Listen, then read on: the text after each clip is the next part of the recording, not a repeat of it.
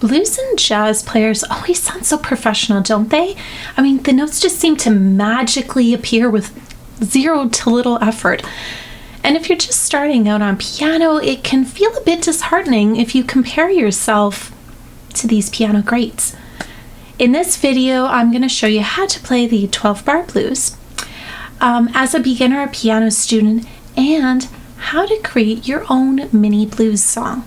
Now, if you haven't watched the previous videos in this beginner series, pause and go back. We're building on what we did in previous videos, and the link is in the description. Be sure to stay to the end, because I'm going to be sharing a bonus tip that I tell my students all the time. If we haven't met before, I'm Rosemarie Penner, online piano teacher and composer at Must Love Music, and I make learning piano fun, simple, and interactive with some creative ideas and resources to bring on those smiles. Growing up, I was classically trained on the piano, and it was a great piano education.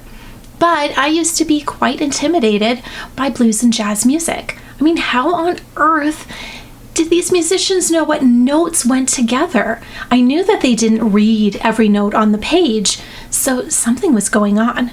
Well, it turns out it wasn't nearly as hard as I thought. So let's get started with one of the most famous chord progressions, and a chord progression is a series of chords, and it's the 12-bar blues. As always, be sure to pause often so you can practice. This is how you get better at piano.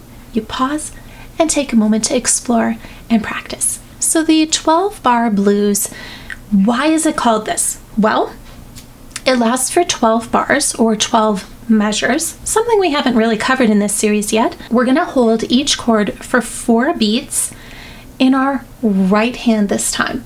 And the chords that we're using are ones that we have covered in previous videos. So C major, F major, and G major. So our 12-bar blues, we're going to play the C major chord, the F major chord, and we're going to play it this way, just so it's a little easier, and G major chord. But Rosemarie, that's only 3 chords, and you said that it's 12. So here's how it goes. We're going to play our C chord 4 times. So 1, 2, 3, 4. 1, 2, 3, 4. 1, 2, 3, 4. And 1. Switch to F major twice. And back to C. And again. Switch to G. Then F. Then C. And again. Excellent. Once we've done this, what we do is we often repeat it. So let's practice this again one more time. Remember C major 4 times, and I will cue you as to what the other ones are. If need be, you can always write these down. I like having, say, a post-it note, or I use a whiteboard for teaching. Oftentimes, it'll be right above this area, so where you see the light up keys, I'll have it sitting there so I can see it. Okay, let's start with C major. 1, 2, 3, 4. Again, time 3, time 4, switch to F, and again, switch to C, and again, go to G, then F, and C, and repeat. Awesome. The next way that we can play around with the 12-bar blues chord progression is by adding rhythm. So we're going to switch to our left hand this time, and we're going to play our home chords. So in our right hand, we played them, so we didn't have to move much. Now we're going to switch back to our home chords. So C major is going to look like this. Our F major chord will look like this. Our G major chord will just move up. In our right hand, we're going to play the chord just by itself, F major, G major, and we're going to hold it for 4 beats. Ready, set, and go. C. And again, last time C, move to F, move to C, and and again. Move to G, then F and C. Let's do that again. Start again. Second time, third time. Move to F. Move to C. Move to G and F, then C. Last time. Once you have this holding for 4 beats, try playing the chord in your right hand every 2 beats. So let's run through this again. C major. Third time, and fourth time playing that C major, F.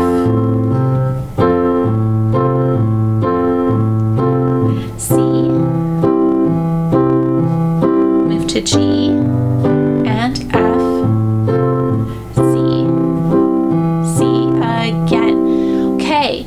What if we make it a little syncopated, so a little off the beat? I'm gonna go ahead and play it for you. If you want to try this out, just pause the video.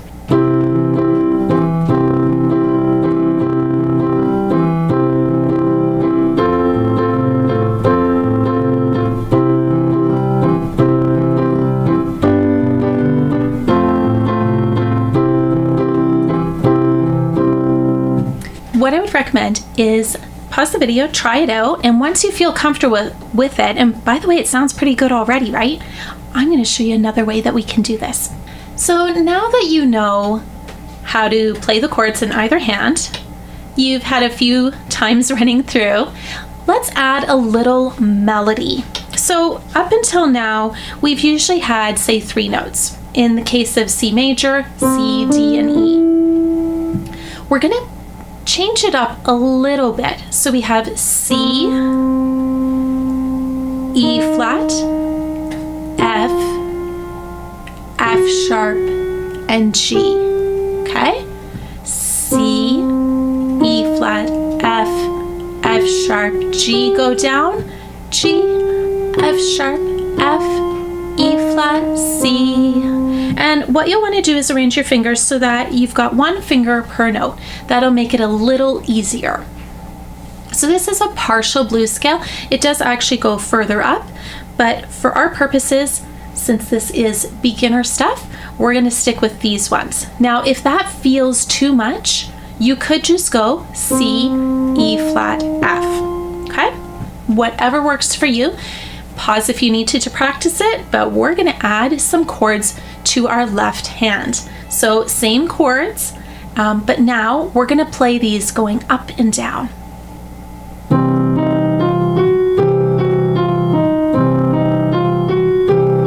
Move to F.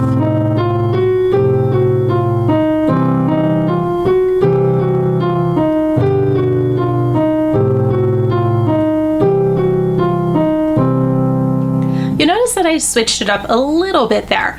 What you can do to really explore this is change the order or repeat notes to create a melody.